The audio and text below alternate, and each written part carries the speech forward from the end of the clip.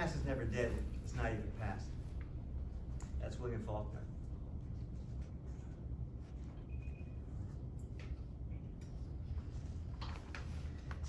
You know, it happens all the time. You know, it happened to me this morning. I looked down my southern window into the sky next to the World Trade Center, and I saw the empty sky. The empty sky to the east of it has the echo of the original World Trade Center, and it often has that echo for me. So the past isn't past.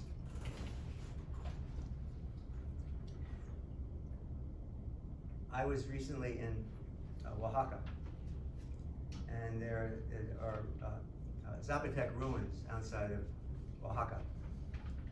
But they were hidden for centuries and centuries under a mountain, Montalban. A mountain that looked like any other mountain until somebody discovered a piece of pottery. And then the earth was moved. And suddenly, an entire civilization became apparent. And suddenly, the entire world shifted. And there are still mountains that are just mountains nearby in Montalban. But everybody knows that under that hidden soil, there are temples, there are homes, there are people who are like hidden shadows, like shadows that are just barely seeable. The past as a living present that's changing the experience of people in Oaxaca and changing the experience of the living moment of Mexico and Mexicans in Oaxaca. And we, the New York Institute, I as a member of the New York Institute, I'm a person in time, I'm a person in history. And this is a theme that has intrigued me as a member of this institute and as a person for a long, long time.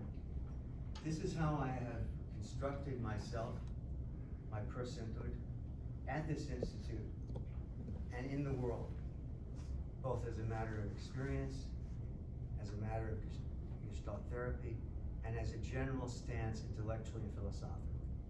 And that has brought me over time, sensitized me over time to the kinds of questions that I've been asking and continuing to ask, and I'm continuing to ask here with you.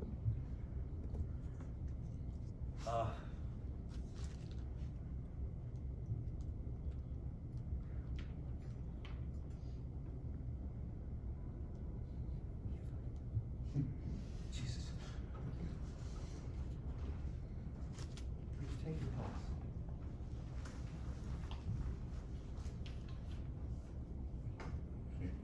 Have better luck than I'm having. Let's see if you can locate it.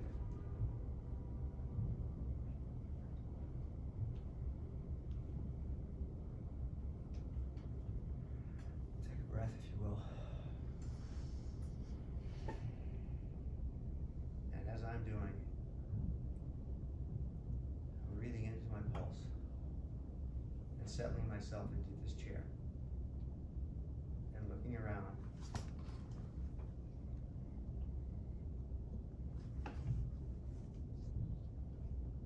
Settling myself with you.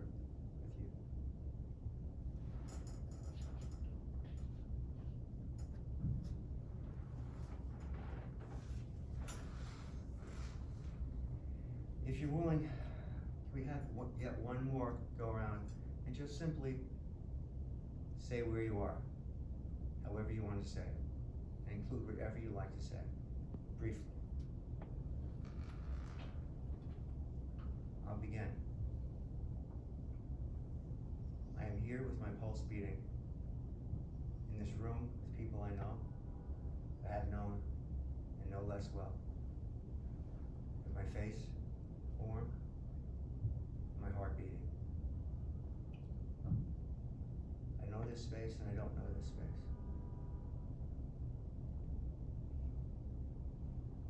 I feel warm and a touch of sadness.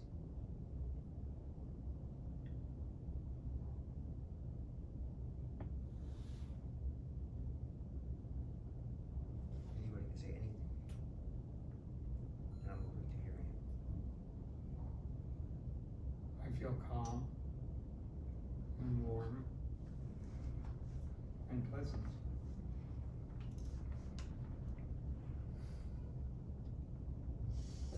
I'm settling in. Curious and breathing easily. I feel warm and pulsing like my pulse. Happy and sad and grateful to be alive.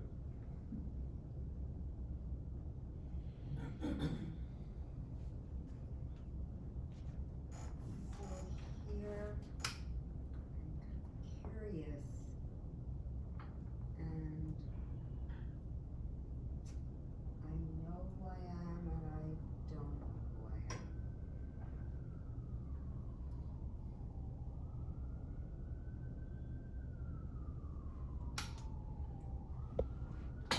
Feeling my pulse, feeling my body in the room with everybody, and noticing my mind wanting to make sure that I'm following along and making sense of things.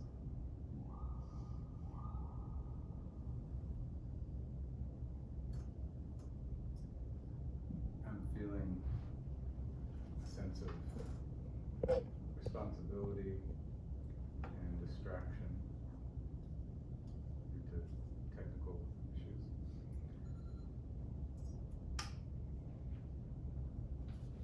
Including dying of a battery. And now I'm embarrassed that I'll have to make some noise to replace the battery. Forgive me. Feeling tired from rushing over the last 3 or 4 hours as I came in from upstate New York.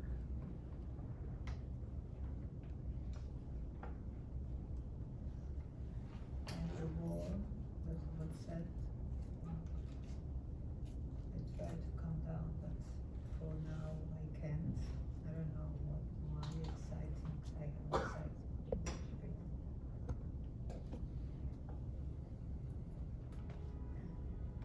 Even though I have no pulse, I'm feeling animated and lively, and looking around, seeing a lot of people that I love, so I'm very touched.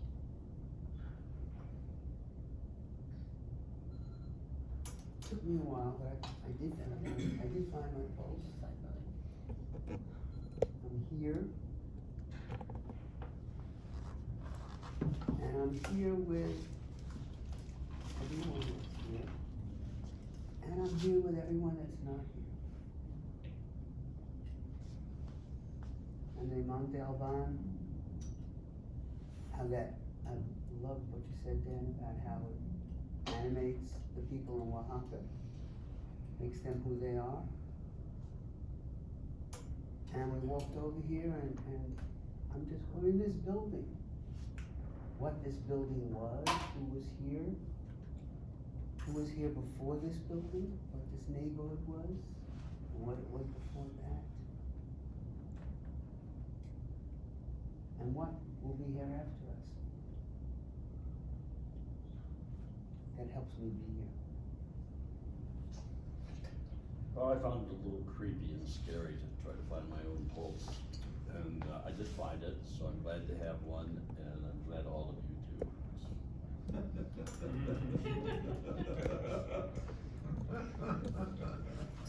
I feel grounded and I can feel my breath, so I'm feeling good. I have my pulse and it feels sort of faint and calming in a way. And with Dan, there's a sense of distance about it between, let's say, my heart, my feelings, and my body. And I'm also thinking about Mexico and waiting for a train in Valladolid.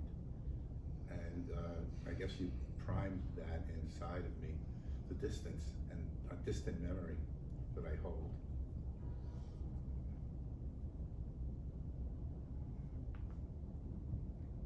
I'm still feeling my pulse. It's very sweet to feel alive, and notice feeling also connected to myself and everyone in the room in a different way.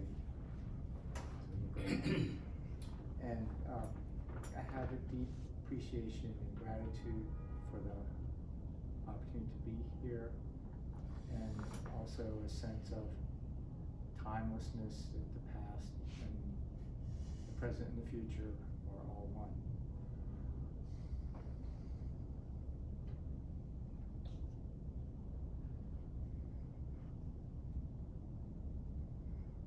I guess I should get in the video.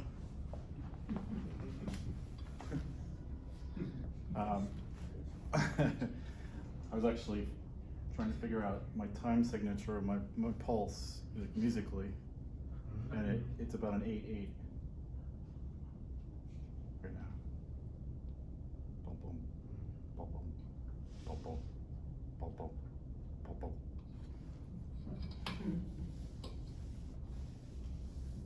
Mine's still Latin. It's lacking. Latin. Oh, Latin. Latin rhythm. Wow.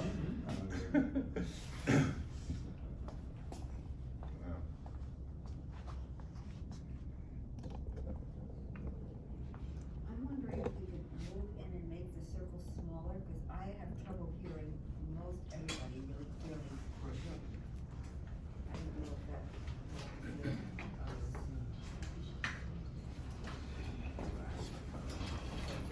It gets cooler in the room. Would you mind moving this, or is this space? Yes, I will eventually move, Let people move but as not they at feel this moved. moment. I want people moving as they feel moved. I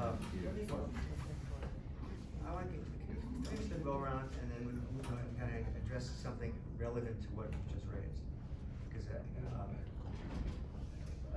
as an annoying patient once said, let's put a pin in that.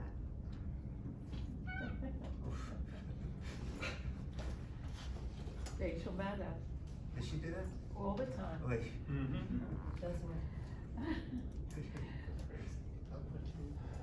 This is a beautiful start to a presentation, to our being together.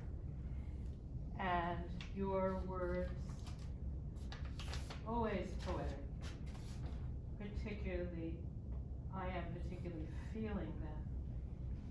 So what I feel when I'm in a group that's starting or having beauty is I feel vulnerable. And that's how I feel right now. And my usual response to feeling vulnerable is to be angry. It's my way of fighting back feeling vulnerable. So that's what I'm able to report right now. I was able to feel my pulse. I did not like being asked to look for my pulse. Felt too personal. And I'm settling in, and those are my first comments. I know that all of that will change for me because I'm already used to that structure in myself.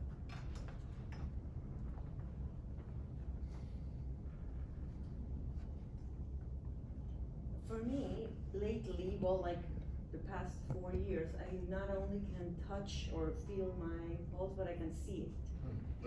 So it's boop, boop, boop, you can. I won't be able to see it. Okay. I regret. So it made me nervous at the beginning, but then when I started feeling, which is like very calmed me down a little bit. So it was interesting for me to use it this way. So I'm feeling calm and interesting in everybody's response.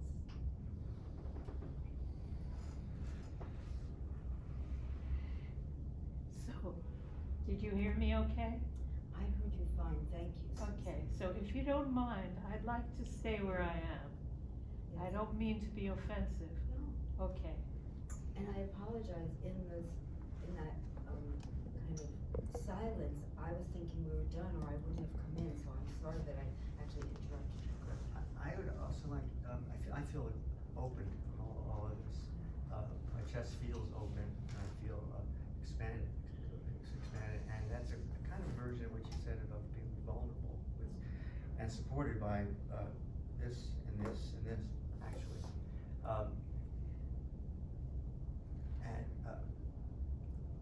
What? Diana hasn't given her report. She did. You did? She Yes. did better. Oh, I didn't realize that was it. It was it.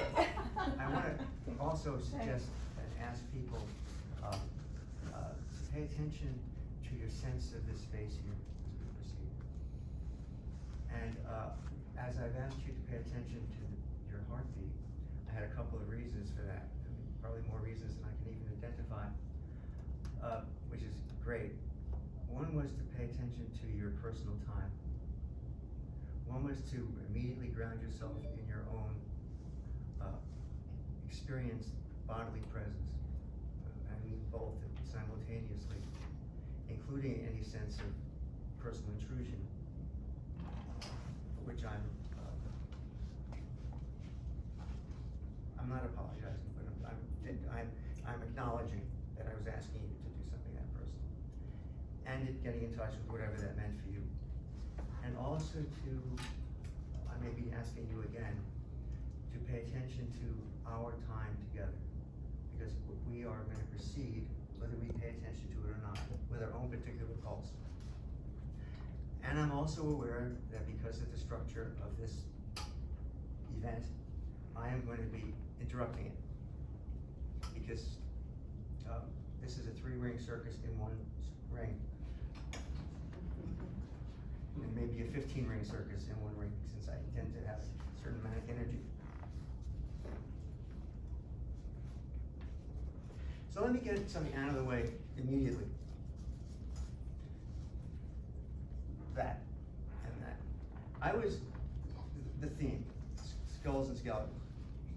You know, as I said, this is not going to be about ghosts and goblins, except insofar as we already conjured ghosts, like skulls and skeletons.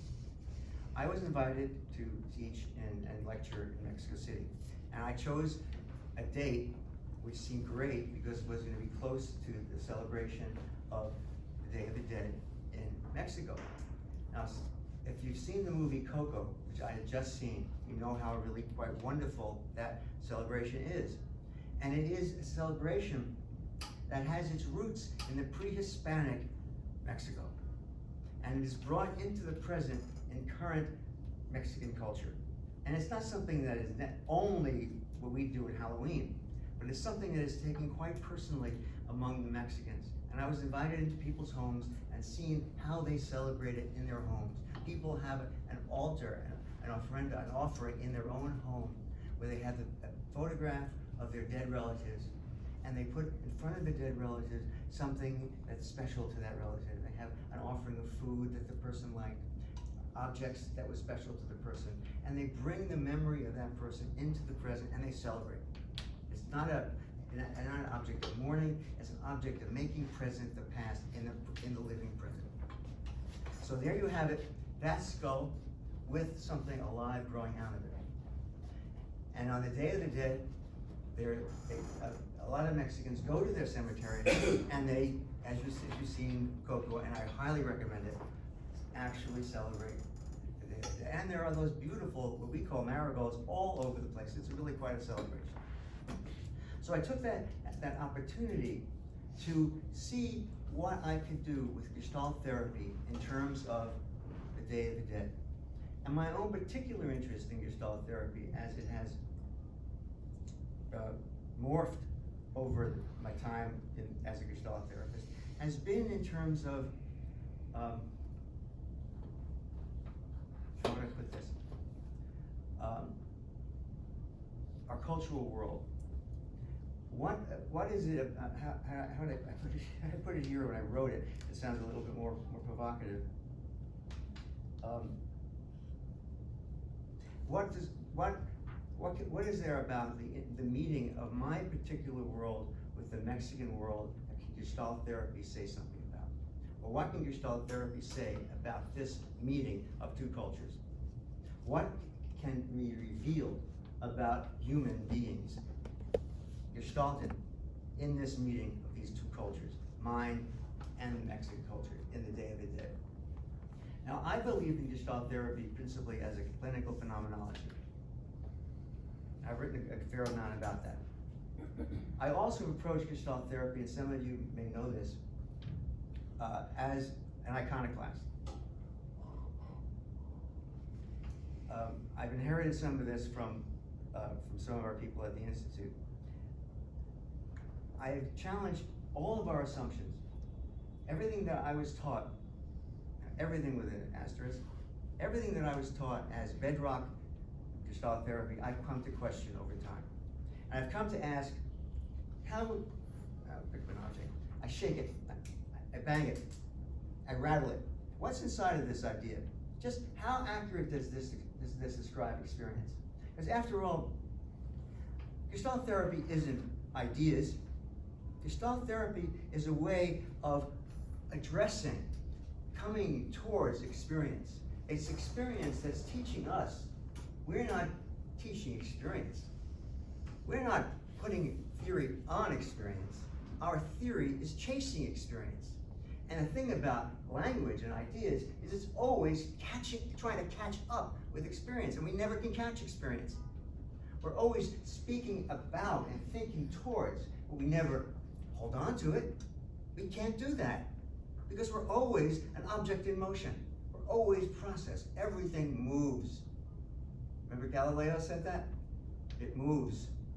He whispered it when he was in his what do you call it, in his heresy trial for the Pope. It moves. Everything moves. As Ruella will tell us, always, it moves. It can't otherwise than move. Experience moves. That is our job as Gestalt therapists.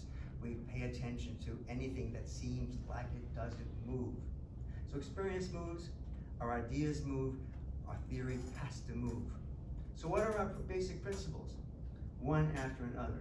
I challenge them, I ask, do they still make sense? Do they still match our clinical experience? Do they still match our being in this world? Do they still make sense in terms of our world? First, have they made sense in terms of the world of our founders? Do they make sense in terms of the world of the decades later? And let's continue to go back and forth. So that's been my approach in Gestalt therapy. And I don't say that I found answers. What I say is I found questions. And when I think I found an answer, I question my answer. I've also discovered when I broke down to this world, and I'm using world particularly, when I broke down to this world, and I mean this world of the New York Institute, and I mean this world of the New York Institute historically as one that teaches the PhD principally, and principally as the theory of Gestalt therapy in English. When I broke out of it and interacted with people who've learned Gestalt therapy and even PhD in translation, I've learned that there are other ideas that can be released from within our theory when our theory has been translated into other languages. So I've learned more about Gestalt therapy through my interaction with people who've learned Gestalt therapy in Italian, learned Gestalt therapy in German, studied Gestalt therapy in Spanish. So in my conversations, things have opened up. And that was something that happened in the last 10, 15 years. So that also has given me a sense of release. And I'm urging that on all of us to consider Gestalt therapy and releasing, as always releasing as we come to understand it. And that has happened with my understanding of the other theory of self, things like that. And it doesn't belong to any particular language. Gestalt therapy belongs to the place between languages. And the Gestalt therapy belongs in the space of our interaction, and it belongs in the as all good ideas do, belong in the space between our understanding as we're reaching for more understanding.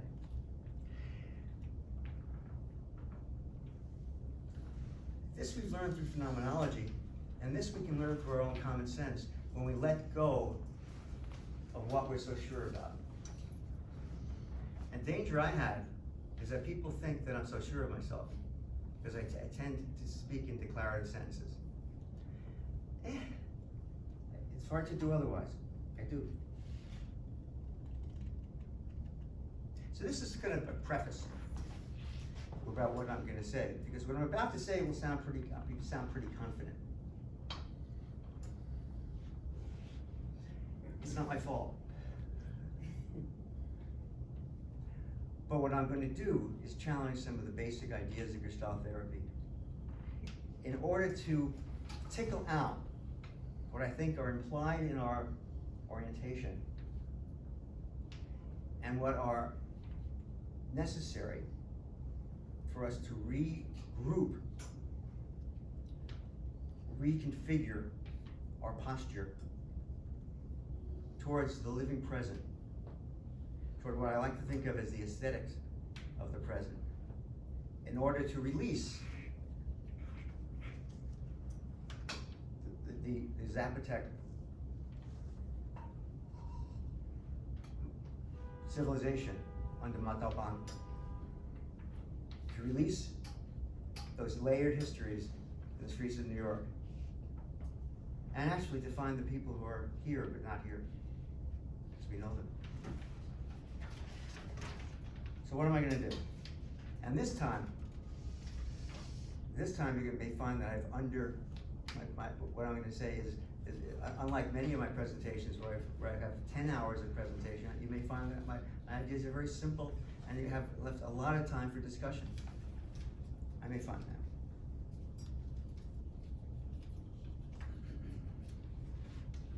So, I'm going to look at, as I said, as the present as a place of cemeteries. And that brings in the idea of the what do you call it? The skull skeleton. I'm going to introduce two big ideas. Do I have them as two, or is it really one? It's one or two. And I'm going to introduce them by looking closely at a bedrock part of our catechism. Think of like everybody. What's the bedrock part of our catechism? Everybody's going to think of a different part of the Hail Mary. I'm not going to even ask. I know because I don't even know.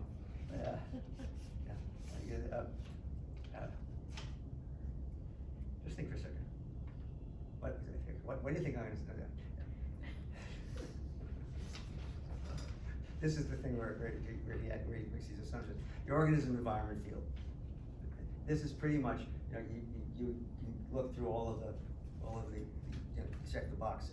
Everybody learns this in Gestalt therapy, and it is very much the basic concept of Gestalt therapy from the very, very beginning, and it is much of our practice, theory, and orientation towards the world in our epistemology and if you want, maybe even ontology, but that's twists arms to get there, is based upon the organism environment field. However you want to look at field, and people are going to war on what field means.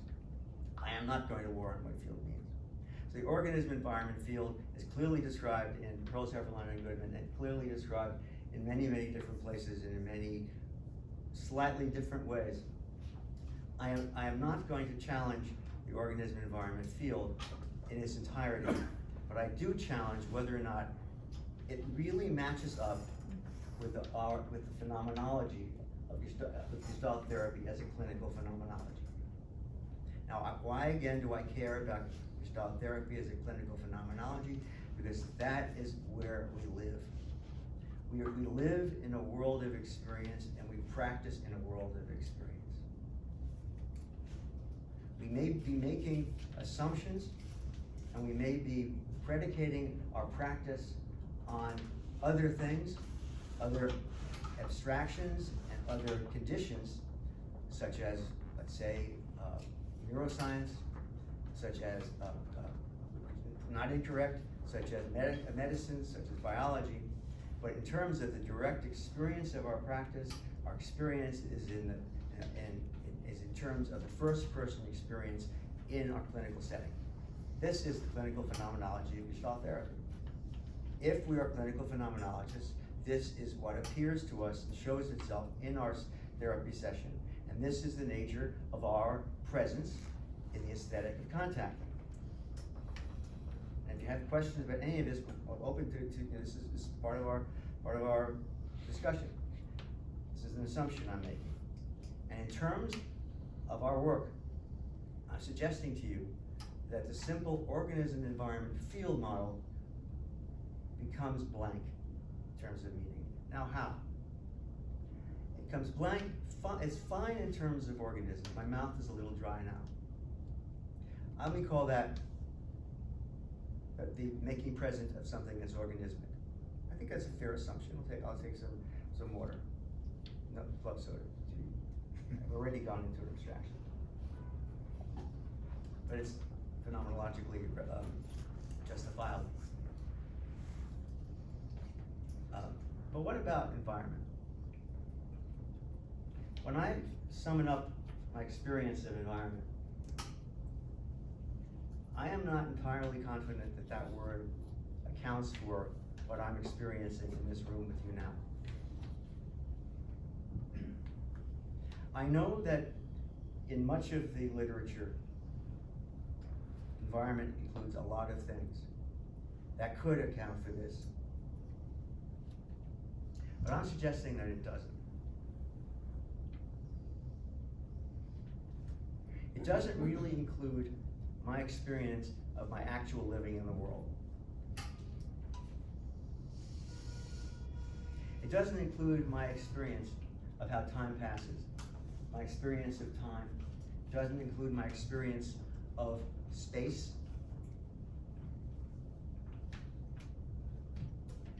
It doesn't include what is humanly vital to me.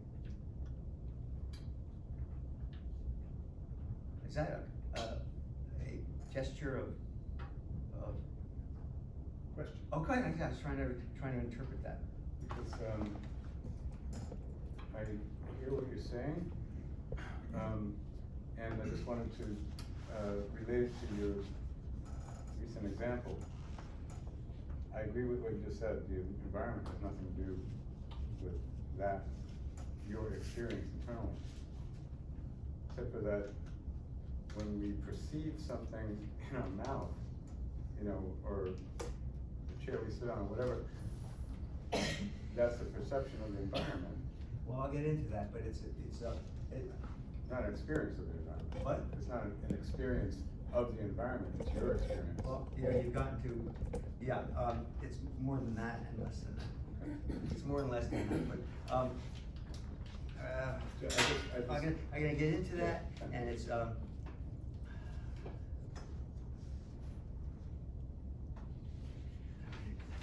I wanna do is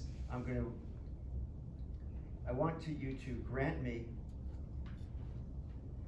I want you to hold that excellent question on the detail of the organism environment field. And specifically, let me just do this. Just drive some people crazy. And, okay. Organism, let's call it all organism.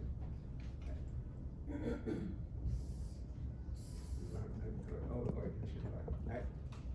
Let's call this the meaning of the organism environment. Everybody comfortable with that slash? No.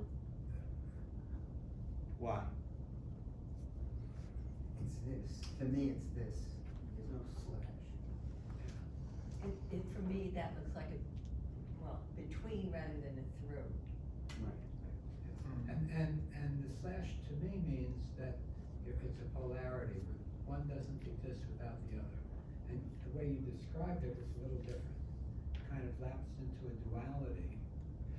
But it isn't.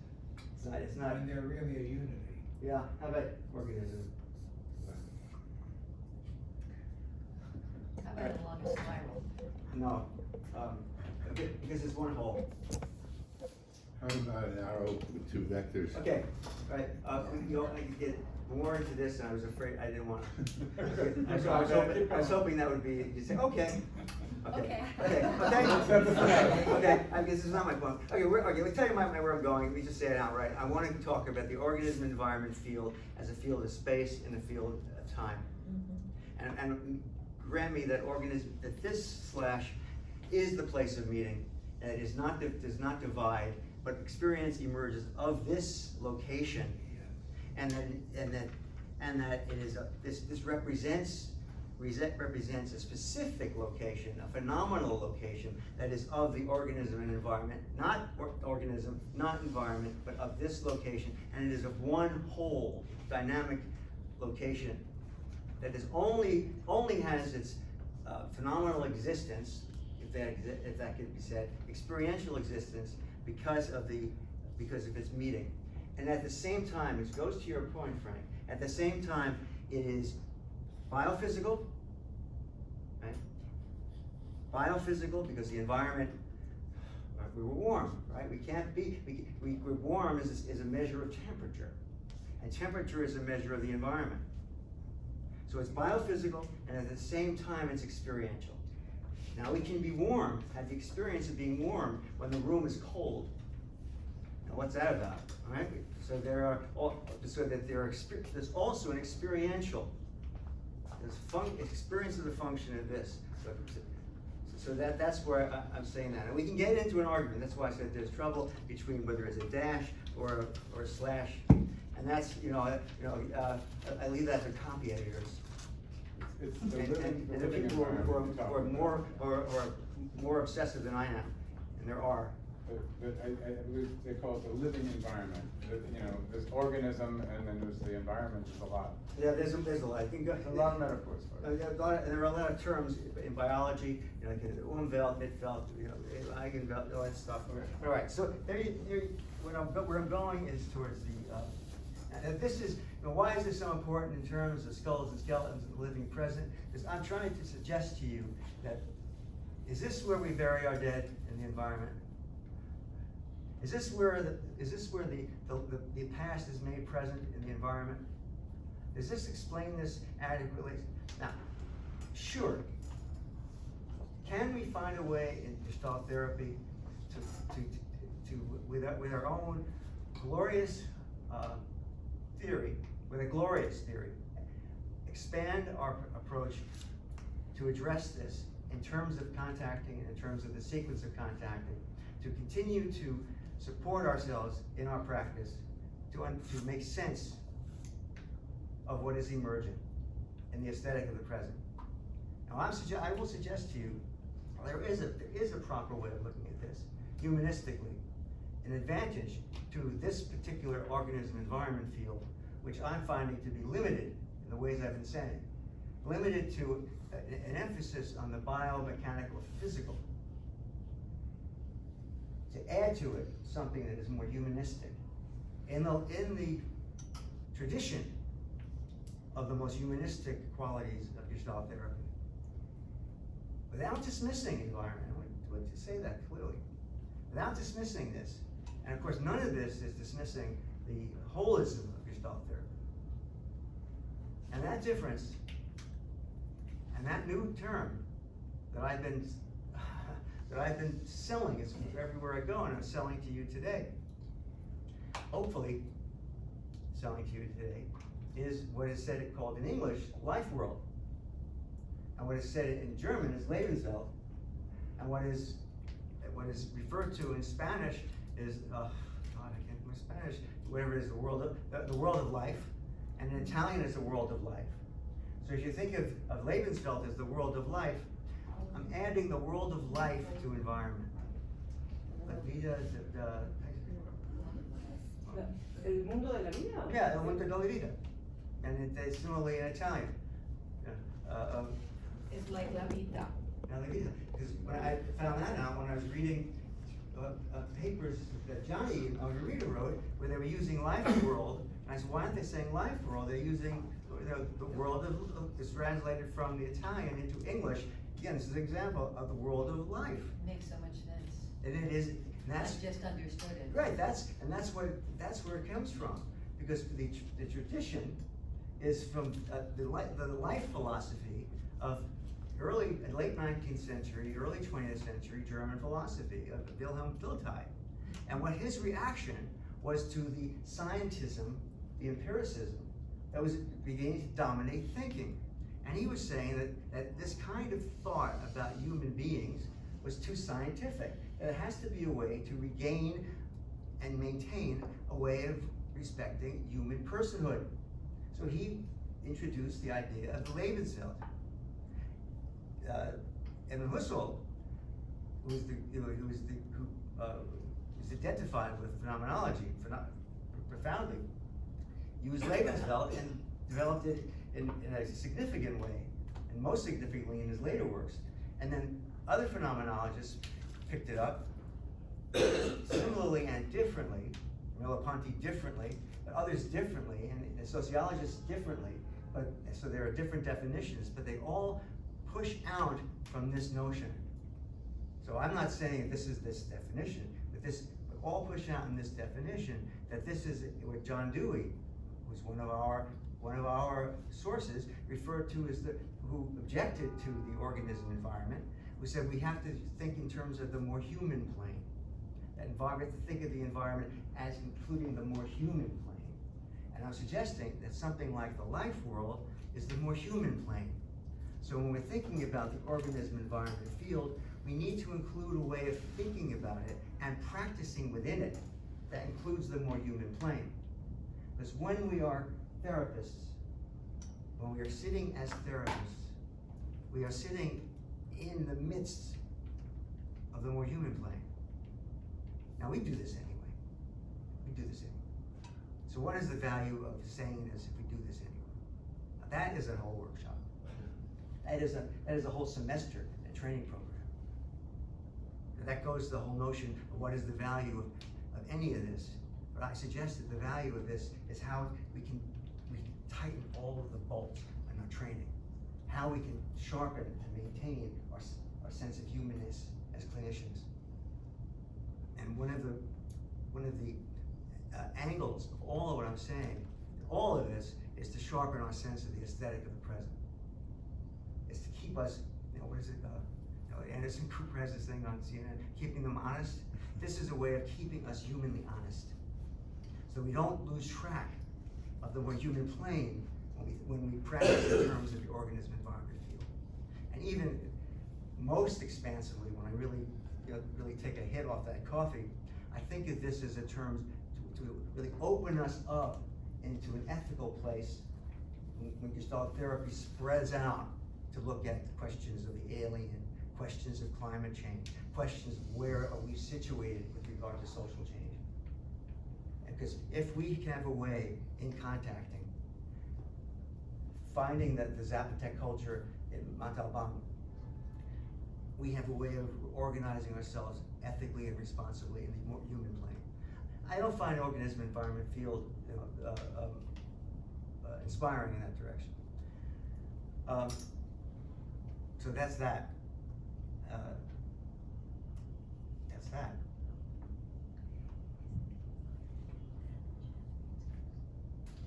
Do you have any reaction to that? It's a question, and Please. I feel brave coming out because of You this. feel brave. I feel brave receiving your question. Isn't the environment that which animates us? Mm-hmm. Okay, so we can say that which animates us. Mm-hmm. And that which animates us, we're also resisting Mm-hmm. to feel ourselves Mm-hmm. okay. Oh, yeah, because That's, so that which Superb. we are resisting is part of us. We are embedded in that Uh-huh. which we resist. Uh-huh. And you can even go, you take that in all directions, because, we're also resisting, we're also pushing against the past, present, and future. Yes, that's all in the resisting. I just wanna say by resisting, I mean like in physics, coming up against. Sure. Cause you don't feel yourself unless you do. Right. I just wanna, okay. Right,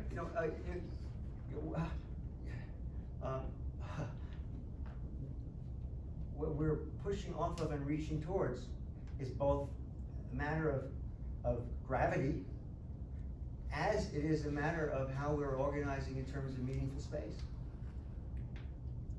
And attraction. Yeah, attraction, you know, and whatever attraction means, and that is in terms of the life world. Because it's a place of meaning, I want, let me see what I can do here.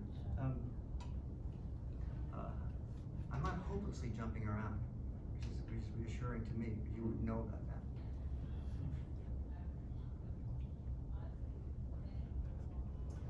that. And Ruella, what's important about what you just said is you're emphasizing how this is all of one whole. And that there's nothing conceptual about any of this, merely conceptual. This is all like the beating of your heart. The heartbeats of the life world. You know, when you felt your heart beating, you didn't just feel your heart beating, you felt your heart beating. We could do an entirely different experiment where you would feel the beating of the heart of the person next to you. And that would be a hell of an experiment. Because, and what was the difference? It's obvious what the difference was, but what would come up? It would be a potentially eruptive experience of the other. Even though when you felt your own heart beating, you felt it in the context of others. So you can see how this can go in so many different directions. Now, is this an environment? Sure. But in life world, we're now creating the basis for the relational world. Yeah, we have an environment, it's there, just like the relational gestalt therapy is in the original model. You know, and we can have paragraph to paragraph to paragraph in PhD and all that's written since establishing relational gestalt therapy. But from my approach, this is nailing it down. Now, it's not just me doing this. You know, the others, the people across the pond. No, I don't mean England. I mean across the divide, and analysts and self are also pulling this in. Not life world. They also use world. They use life space and all things that are arguable, different ways. But that's another topic. What's the proper word? And Heidegger used world. And took me an hour before I mentioned the word Heidegger.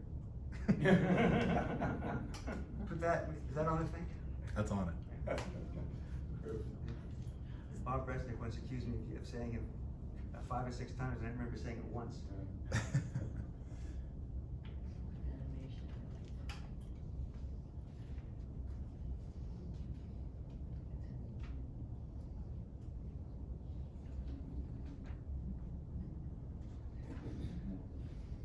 I won't now, I may not today,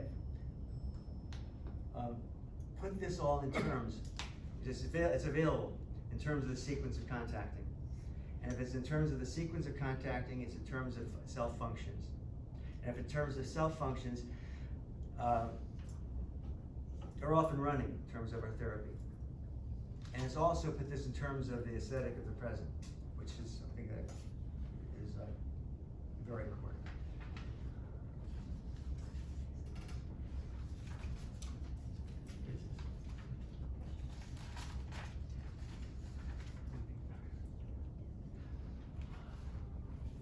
I want to, do I have this? I'm gonna need these things. Yeah, you're just dropping with questions. It's a kind of comment. I hear what you're saying is very consistent with field theory. Are you still okay with that? Oh yeah. It's not. It's organism, environment, life, world, field. Now, I don't. I don't know what field theory is. There are so many field theories. I mean, there's the Levinian field theory, and there are different field theories. Now, as far as I can find it, lots of different people use the word field consistently. And when people talk about field, they talk about force fields and things like that, I shrug my shoulders. When I'm thinking about field, I'm very close to the usage that my Italian friends use. In fact, I could be doing this in Italian, it would be perfect. I think it's simple enough to go back to Or French. Carl Hodges used to, talk about the rock and everything, and No. experience, no, you don't get that, okay, No. experience is about, I think- processes and events. Yeah, I think that's Take it fine, out the window. but it's fine, but it needs not to be. No, it does, absolutely, in the sense that you're bringing it in, and that's what I was asking about, I'm curious Right, about. right, bringing it in. right. It's not, it's fine, but it's still force field. It's like, Okay, right. I wanna get to that, because Would when, you? That'd be great. because when I get to that, because when I talk about, okay, experience of time, yes. Dan, I don't understand the expression aesthetics of the present. Yes, Would you help me with I will. that? That's something that I take for granted, sometimes we take for granted. What, the whole word of aesthetic, can I just check out others on this? We hear a lot about the aesthetic of contacting and things like that. I think there's an assumption that we all know what that means. Now, when I say it, this is what I mean. The beginning simply is that it's a form of sensed information from the original sense. But it's even more than that, because it's not merely the sense, which would be the raw id function, but it is a organizing of knowledge. It's a form of knowing. That's ego. It would be integrating. It's a form of knowing. If it's more, ego function would be more developing. Ego function would be including, would be with ego function would include more rationality. Right, so, Yeah. well, of course I know what aesthetics are. But I began to notice aesthetics of the present in writings such as from Margarita. Mhm. And I never understood it, and so what you're saying to me is, it's something that flows out of sensing. Yes. And is there more you can say? Yeah. When you think about the forming of a figure, the early forming of a figure is a sensed forming. And that it's not merely a sense impression, but it contains within it a shape, a proto shape, Yes. and that would be the aesthetic. So, could you further help me by saying, what's the opposite? Numb, blank, unformed. Uh-huh. Mhm. And are you speaking about that which I as an individual am aware? And do I need to be aware of the aesthetics of the present for that experience to be Yeah. the aesthetics of the Yeah, present? yeah, it's the beginning of awareness. Uh-huh, Yeah, okay. it's part of the felt sense of the moment. Yeah. To take a step back, even historically in philosophy, in a very quick and dirty way, you have the notion of Descartes looking for what was irrefutable, what was clear and distinct, going to think it. Right. And his contemporary Malebranche said, well, that wasn't quite right. What about the things that are unclear and indistinct? We also know things from that. So we can say that the aesthetic of the present would be what's unclear and indistinct, yet known. And so in that this was not an expression used in our original literature, how did it come to be adopted, or what's the importance of it for you? Yeah, part of what's, that it does link in with the aesthetic of contacting, because it highlights the physicality and the sense physicality of contacting. It focuses on an aspect of what's happening in the emerging present of the therapy session, and what is available to both the therapist and the patient at the contact boundary. It is part of the experience of contact boundary phenomenon, and it identifies the process, the forming process of figured ground. If part of what we're doing in paying attention to the theory and paying attention to the phenomenon is to slow down what's happening, And part of what we do when we're supervising is asking a patient, a trainee or ourselves to slow down what's been going on in the session and to pay attention to what has been happening. We're slowing down to notice these emerging. And when we're slowing down in our descriptions, which we do when we talk about fore contact, blah, blah, blah, we're slowing down. We're slowing it down even further. So now I jump ahead to another thing. When we slow down now to talk about such strange ideas as atmospheres and such strange ideas as what happens pre-fore contact, we slowed it down to almost at the standstill. And historically, are these notions of things that began to be utilized and taught in the 90s? Before that? I don't know. You don't know, okay. I don't know. I know that when I was trained, these were not part of what we were talking No, about. no. So I'm curious to I think know. it came out of a relational. Uh-huh. Yeah. Thanks I think for yeah. taking my question. I think it came. I'm gonna go to experiential, but I would say one thing. Then I think that if you look at the history of Gestalt therapy in a certain way, you'll see what they call the terms. Yeah. You know, the relational term, and then the ethical term, and then the aesthetic term. You know, people are calling terms, which will only mean that people are paying attention to this, people are paying attention to that, people are paying attention to this. And what is it? And what brings their attention here and there is there are shifts in the larger world. I look at this. I see that. You know, and now there's an ethical term because the world out there has changed. Now there's potentially a pathic term. Another topic. But, question, if it comes out, didn't Fritz sort of talk about this in a non-specific way when he talked about the fertile void and not going into polarities, and just staying with what is? Sure. And he didn't talk about the kinesthesia of it, but he talked in not going into a polarity, you're left with the sensual experience. Sure. So I think it was hinted out for us to flesh out. Sure, that's a good point. Yeah, and it reminds me of what they did in Woodhouse. To just build on Susan's point, I think the word aesthetic started to be emphasized in the late 80s and 90s, but it's always been in PhD, Yeah.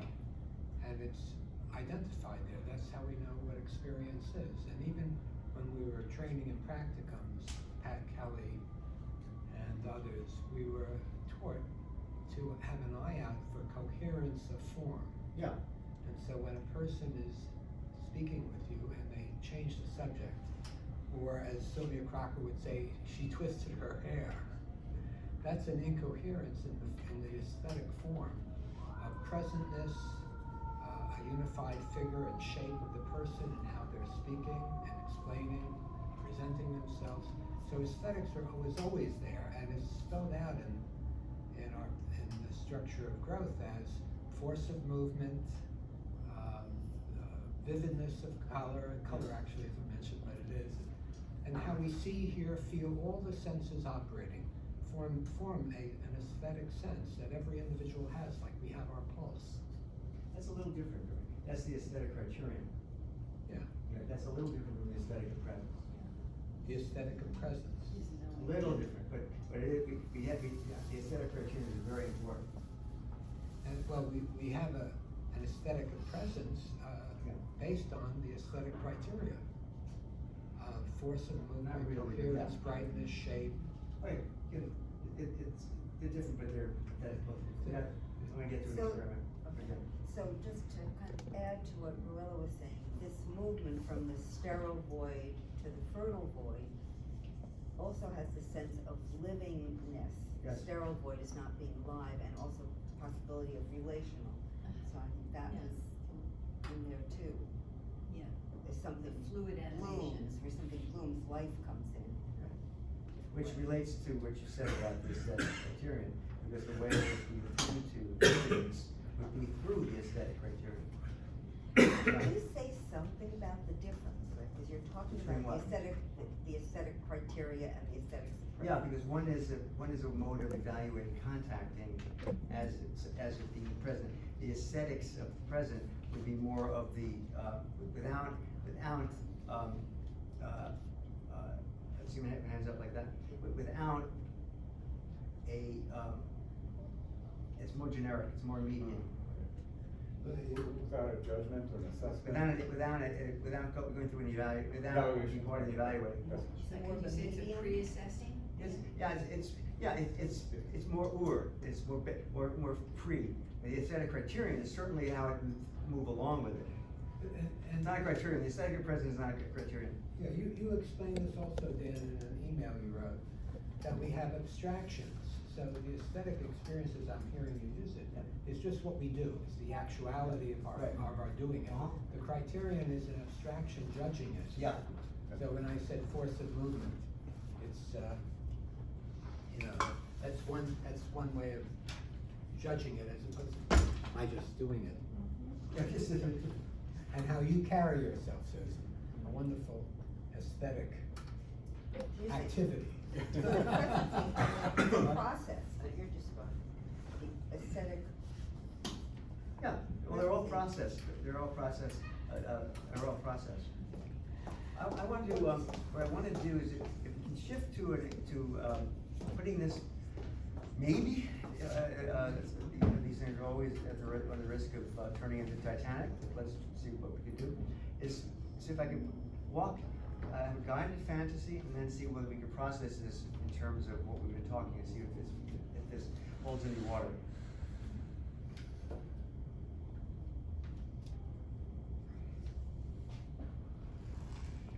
If you will. I like what you said. Are you willing to go through this?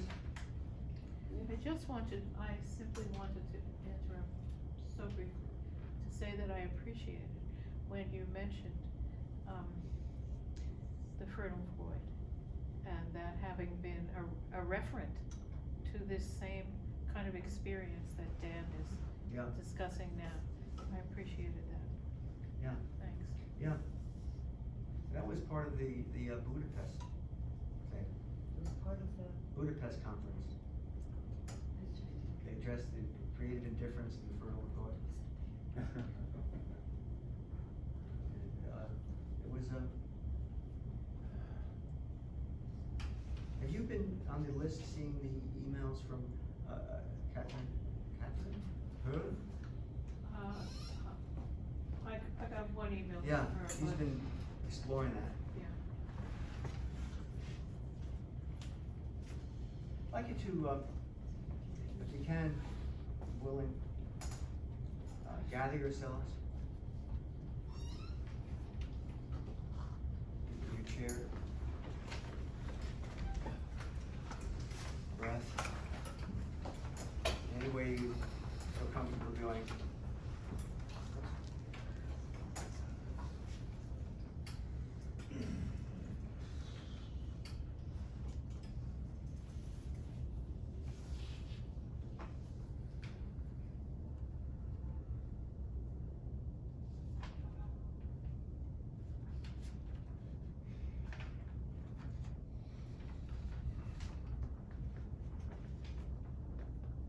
Feel the ground under your feet. Do it too. Feel the hardness of the floor. It is hard. Your back.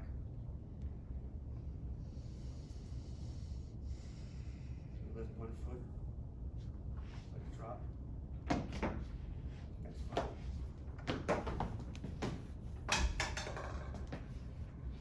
A sense of weight. Breath.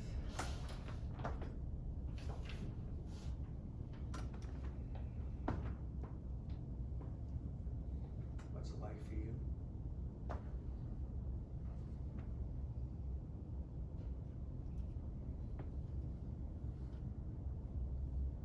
Notice your breath, however it is you're breathing.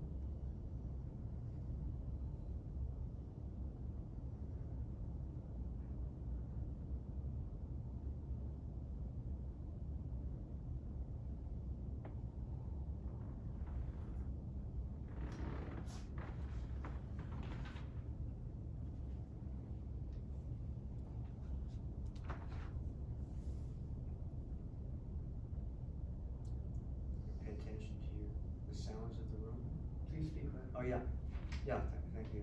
Can you hear the sounds of the room?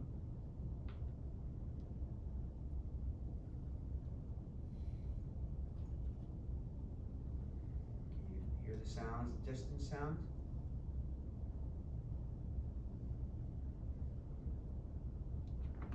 Reach out to them with your hearing.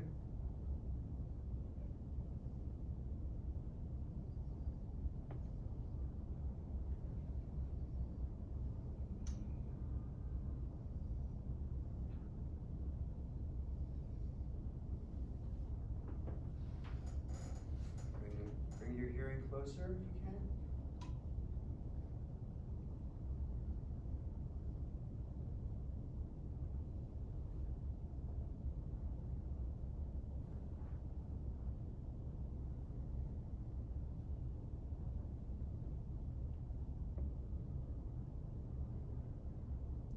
Can you hear sounds in the room?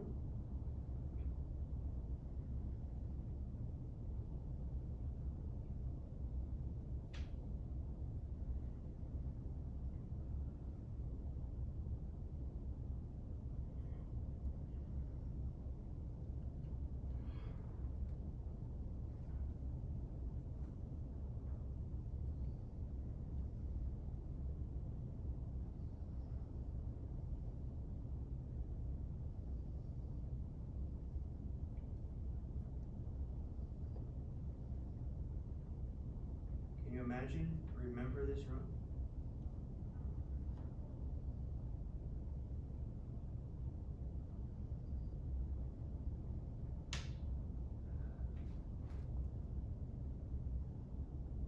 Now where are you?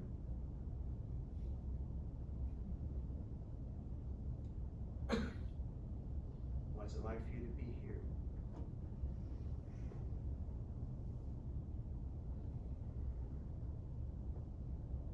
What's that experience like?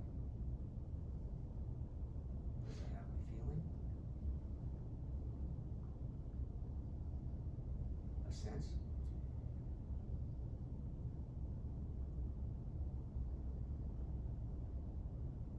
How about this building?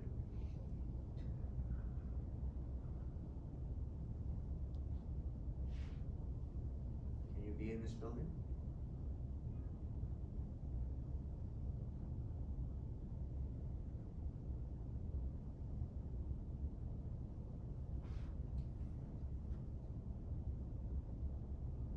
Can you expand to this neighborhood? Remember it? How you know it? Bring yourself to it and it to you.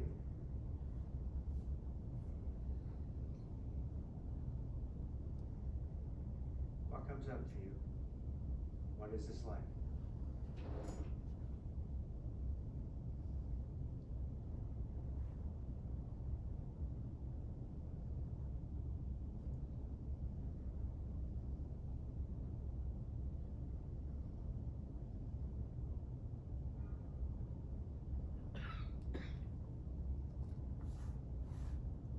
Expand as far as you like.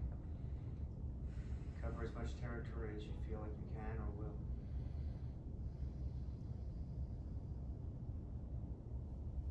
Go where you want, or not.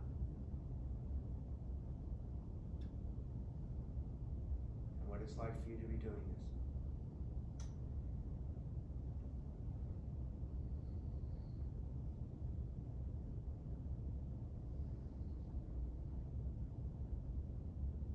Take your body with you.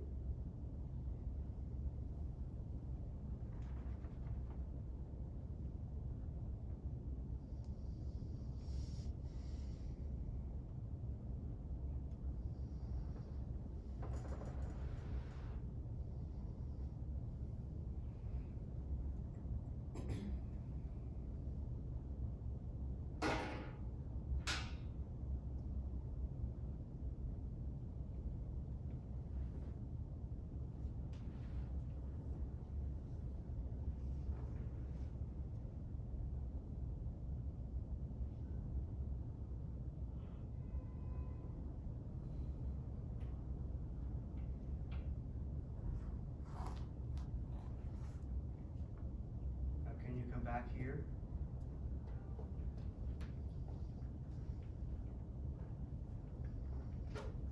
Bring yourself to sense of this room, what you hear. What you sense.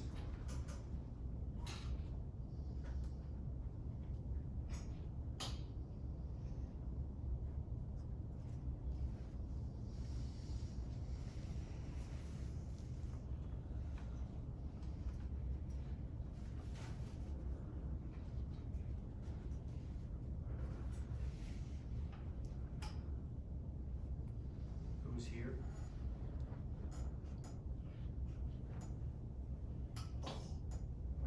What has it been like for you to be here today with them, with each other?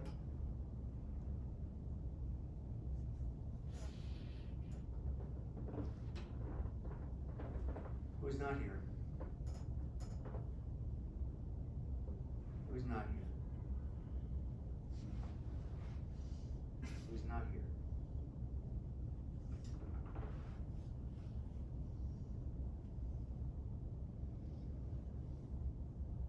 Can you find a place for somebody who's not here?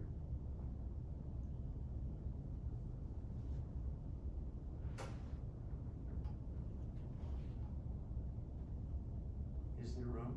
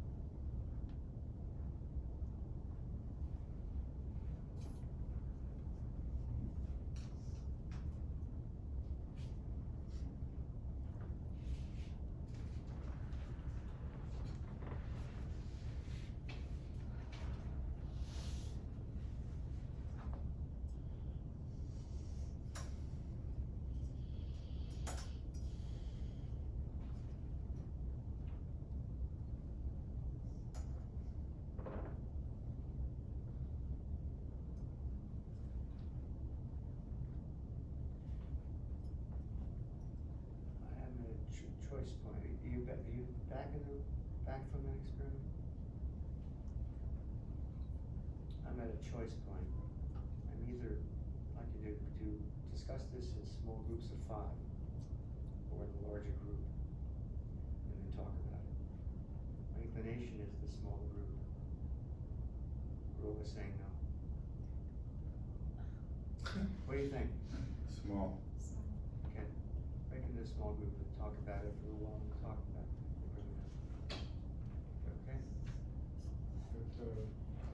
Discuss our experience. Yeah, talk about your experience.